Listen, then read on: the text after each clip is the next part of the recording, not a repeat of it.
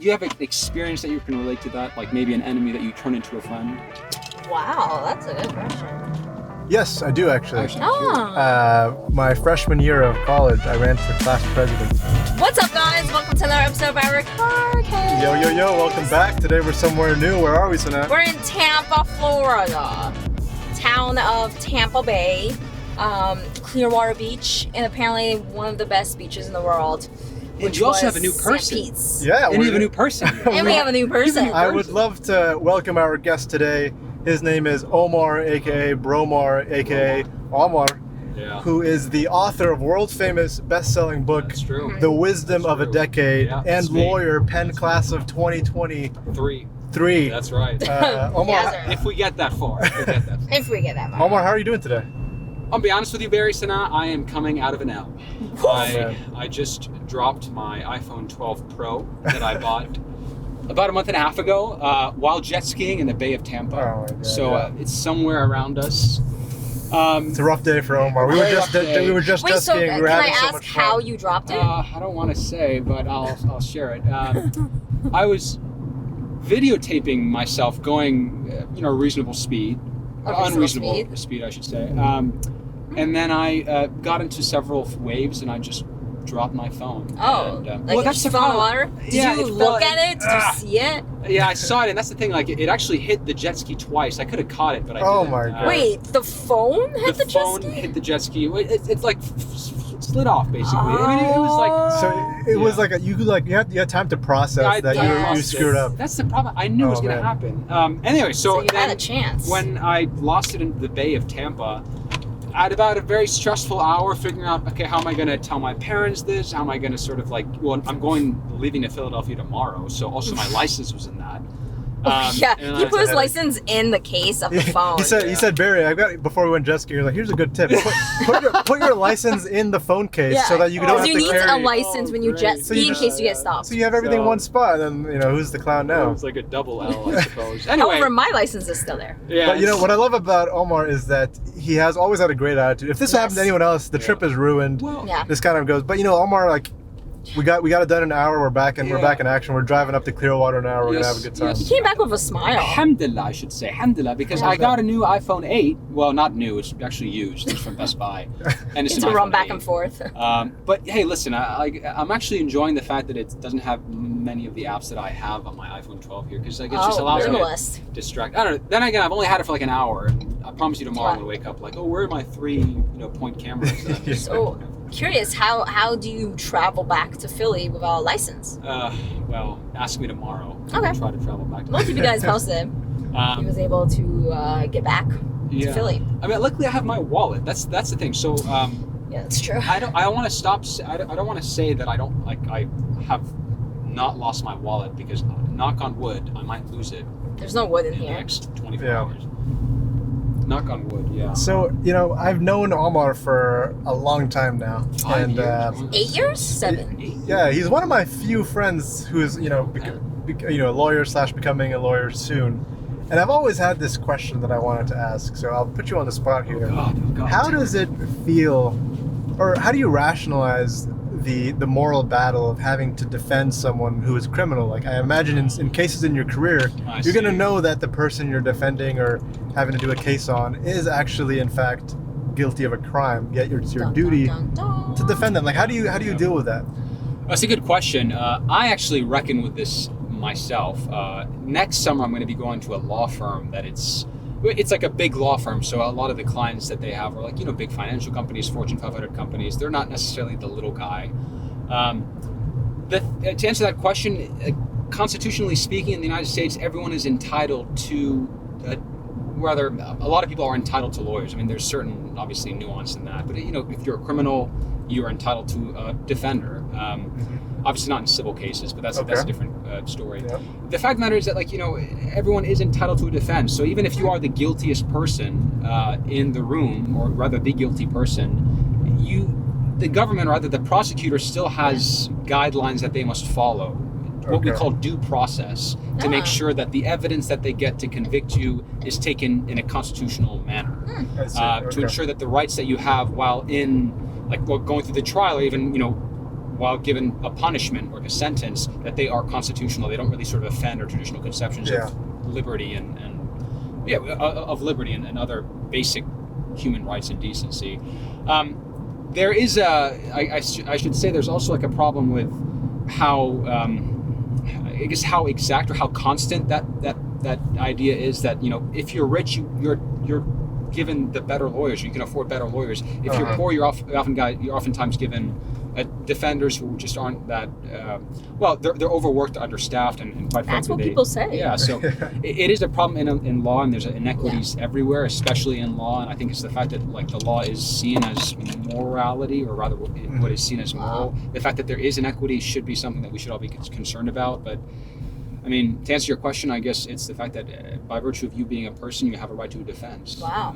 Even if you are a guilty person. So all the people got the rights. Yeah. Omar definitely sounds like a lawyer. Yeah. Look at that. Did you hear that knowledge that was spit out? I feel like knowledge. I can't get that long of a sentence out without stuttering. I practiced that about twice. Is that how lawyers? Is that what lawyers do? Like to win a case, you just have to outspeak someone. So they're like, all right, I lost you. You won. You won. No, that's also a misconception about law, which is that it is focused on this. I want to say like it's a very antiquated, but also like very, I guess, prestigious way of just like arguing in front of this judge and using these big terminology and such. You gotta confuse people. That's how you win. Well, yes, but more often than not, actually, there's a type of law that is less adversarial, more cooperative, because going to court is a very expensive endeavor. So they are able to sort of do, like, I guess the idea is that you resolve disputes in the boardroom, not the courtroom. I see. Okay. But that's not as fun, to be completely frank with you. You don't really get to say objection. Yeah, I get what you're saying. I've always wanted to. One of my things on my bucket list is to just be able to run a court for fun. To run a court. You want to run a court? Yeah. Just for a day. Oh, I had no idea about this. Like there has to be some sort of like career switch program where someone can be a solution engineer for a day while I take their job in court. I have a like you would be like a judge? Is that what Yes, I want to be a judge. There you go. Thank you. What is that? It's a Wow. business card of a judge. Oh wow. Susan DeLotte. Susan, I'm coming for you. The Southern District of Ohio. Let me sit down with you. Let me just. She actually, believe it or not, so I interned with her, or rather I clerked with her for a summer. The gift that she gave me was a 4,000-year-old jug, a terracotta jug found in like from Kafar Malik. Egypt? Well, in Kafar Malik, which is the West Bank, but it's like it's from 1900 BC. Wow. And I sit there like a wine jug or like an oil jug, but literally I was looking at it. Wow. And she said, "Omar, when's your last day?" I'm like, "In a few weeks." And she says, "Make sure that when you walk out of this courtroom that last day in a few weeks, you take that jug with you." And so now that is the oldest thing I own. Wow. Oh man. That's actually crazy. That's gonna be worth a lot. I'm curious, what is the oldest thing? Well, it's not even worth like so much in the money sense as in the sentimental sense. But so what is the oldest thing you guys own? Ooh. Besides your love, which is timeless, obviously. Wow. See, he's got way of words. Yeah, Omar's also a romantic. Honestly? The oldest thing I have. An incurable romantic. I would say it's probably jewelry from Algeria. Ooh. That is the first thing that comes to mind. There could be something else though. But the first thing that comes to mind is definitely jewelry, or maybe one of the outfits that my grandma sewed for my mom when my mom was very young. I own some of them now. Wow. One of those. That's nice. Yeah. Et toi? The oldest thing I own, to be honest, it's not even that old, but like one of my first cameras, which was a gift from my brother. Heck yeah. From like 2009, maybe. Wow. I have that. So is that old? 2009? Yeah. Whatever's the oldest for you is the oldest. That was before COVID. That's actually. Yeah, that's old if it's before then. Oof. I want to get to talk about Omar's book in a second, but first, we're in Florida. I think we should reflect a little bit about what it's been like.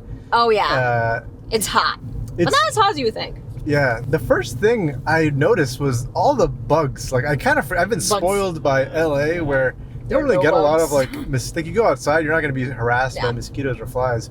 Here, I opened the window for a few seconds, and all of a sudden, a swarm of like gnats just are like now just in the car. Not pleasant. I've gone been so many times because fun fact, mosquitoes love O negative blood the most. Are you O negative? And that's what I have. Yes, I'm a rare human being. You are a universal donor. I know, but can people universally donate to me? No.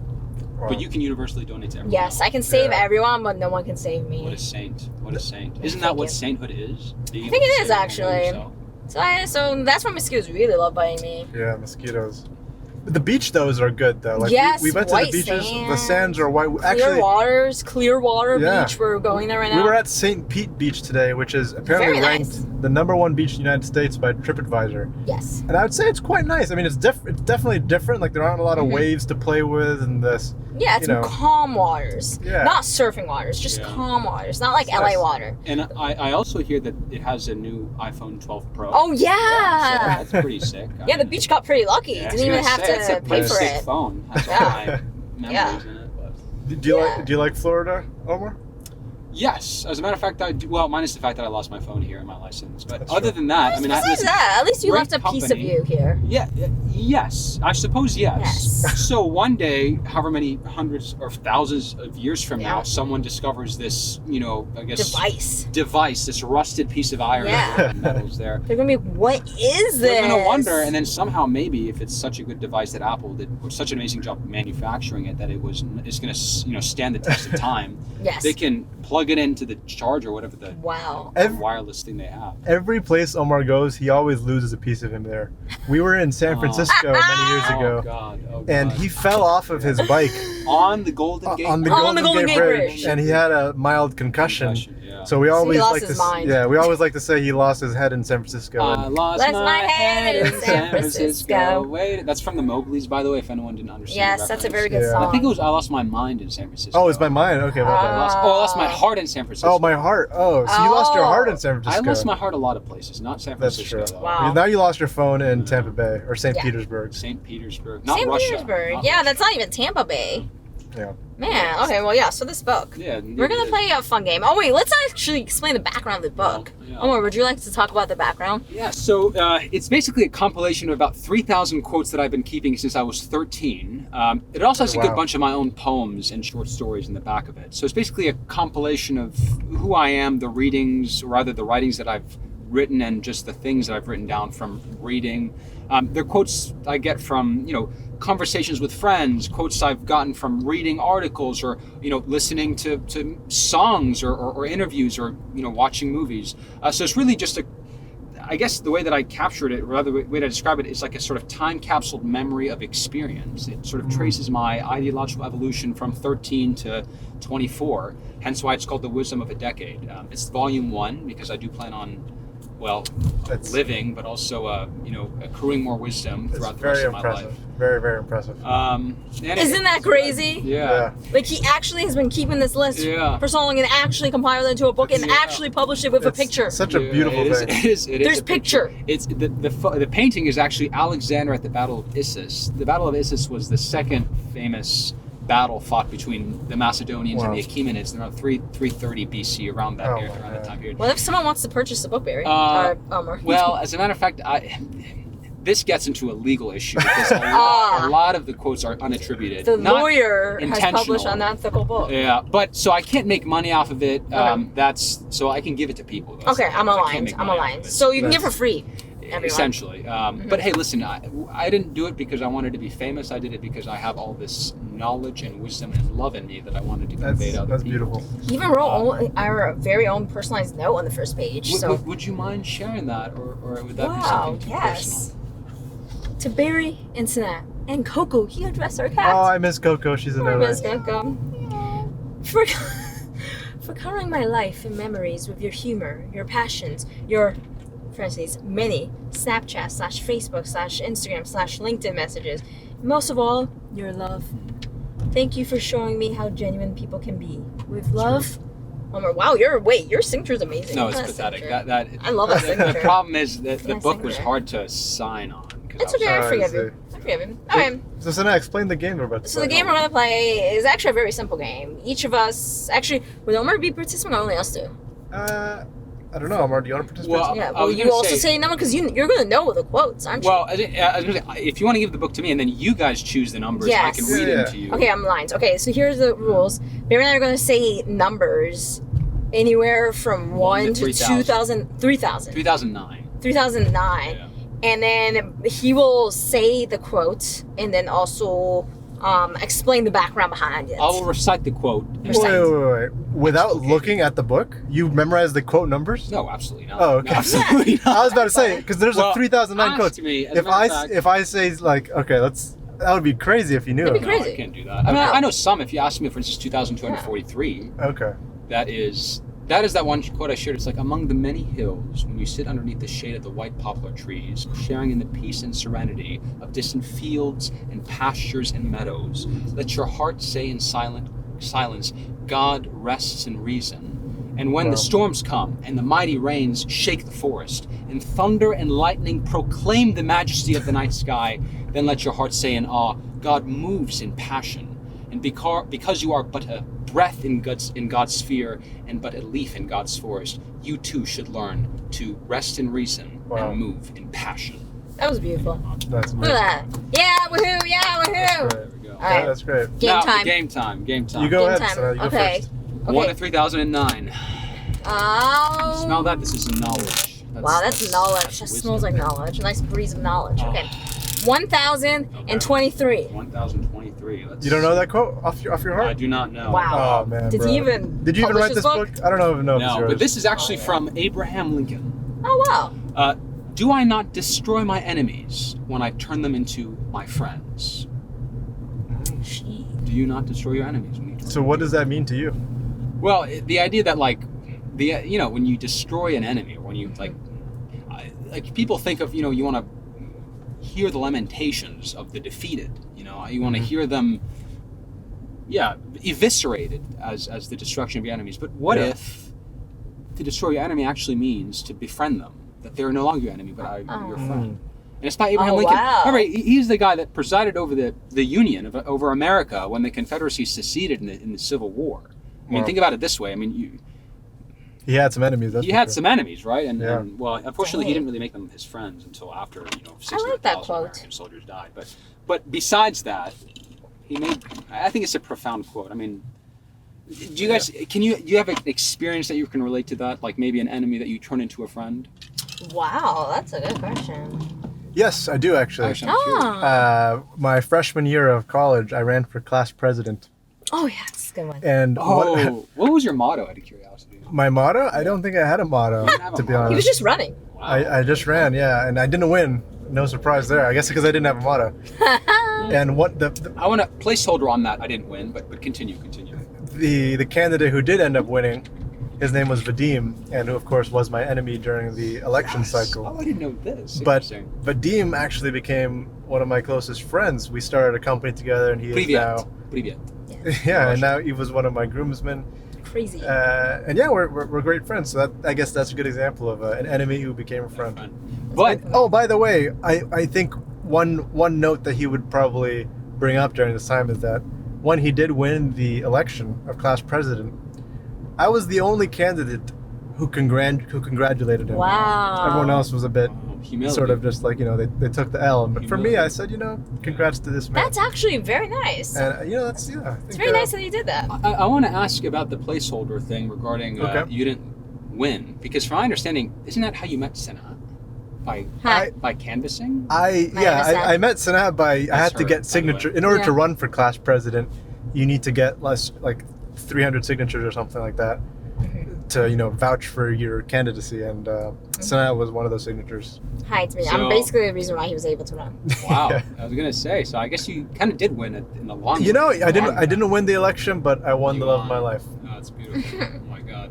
Well, here's one to love, right? Here's one to love. Yeah. This is water, by the way. This is a smart water, but Yeah. Oh, smart. Do you have an example, by the way, Sanat? I don't, unfortunately. Well, let's move on to All my right. turn Yeah. then. Okay. My number will be a nice clean 3,000. Oh, wow. 3,000. All right. I was curious about this one. He's got search. Oh, okay. All right. This is. I gotta explain this quite a bit. Oh, God. It's by Lauren Isley, who was actually, I think he was the director of the Penn Museum during the 50s and 60s, Wow. or 60s and 70s. It is this, It is this that one day and the next are welded together, that one night's dying becomes tomorrow's birth. I, who do not sleep, can tell you this. I love this quote because it speaks to this idea that there's like a connection between, well, living and dying, but also between like going to bed and waking up again. Like, as opposed to sort of seeing your life in these sort of fragmented episodes of days or hours or even minutes. Yeah. You see them in this grand, I guess, like flow, much like waves, because we are in Florida after all. That's Although true. the waves here aren't that fantastic. But yeah, I don't know. It struck to me because, rather, it struck me and it spoke to me in particular. I think it's just the idea that like that one day and the next are welded together. That you sort of like the anticipated day, it builds up in anticipation, and almost immediately, as soon as it passes, as soon as it arrives, it passes and it becomes history by the next. There's like a bit of poetry in that. I like that. Yeah. Wait, who's that by? Lauren Isley. Oh, he was okay. He was also he wasn't just a curator of the Penn or director of the Penn Museum. He actually was a well-known philosopher. Wow. I guess I'd say metaphysical philosopher. Metaphysical philosopher? What does that mean? Well, this idea, like he sort of thinks about abstract things beyond the physical nature, the physicality of things. But he wrote this incredible book called The Immense Journey, tracing humankind's evolution from the last universal common ancestor to where we are today. But in a way that really infuses like spirituality into this science. It's really fantastic. Man, that was beautiful. Wow. I really like that. Yeah, That's a great quote. I like that quote. I also like the way you explain the quotes. Yeah. I never knew Lauren could be a guy's name. It's Loren, yeah. So it is. Oh, Lauren, wow. Yeah, Okay. yeah. I know Lawrence. Lawrence of Arabia? Yes, Yeah. precisely. Man, well, I think with that said, should we wrap up now? Yeah, let's do Okay, because we have arrived at Clearwater. It's a beautiful day. We're gonna hopefully catch the sunset, even though it's quite cloudy. it. May I share one poem of mine? Oh, absolutely. yes. Please do. May I share one? So this would be a good way to wrap up. That's what I was gonna I like say. it a lot. This is called The Heart. Omar, you should come up a little bit closer just so Okay, we yeah. can Hello. see you in the light. Yeah, we really want to see it. I'm practicing safe driving by wearing the seatbelt, but my God, am I freaking suffocating. It is called A Heart in Hidden Pain. I'm okay. Like, it's not actually, my heart isn't actually in hidden pain. Oh, But, for background. yeah, for background. I think I was speaking to a heartbreak, maybe. So bear with me, it takes a minute. While beating blood, it beats back the tears, and so the muffled heart inquires, how is it, oh darling, that you so hide your pain? In call and in response, your smile communicates a fragile peace that but one more question will shatter. From your body's nascent fissures comes forth a longing to weep. Do not all of our hearts share such lines of strain like those of ancient clay baked in unnerving rays of forgotten suns? I know a pain is hidden in the way your hands sculpt a nibble from a loaf of freshly baked bread and from those ripples when you dip it in olive oil. I know your meekness in all shades of your rainbows, simply in the act in which your lips kiss verdant wine, and how the bottle's christened cork oozes out to meet you. Your softness relinquishes like trees to the uphill wind. Your voice breathes co-opted tears that in turn make clouds cry. The water parts at your calling when you stand so immersed, basking in the lucid columns of tiled showers. The steam hugs you as if to console you, the warmth drowns you as if to revive you.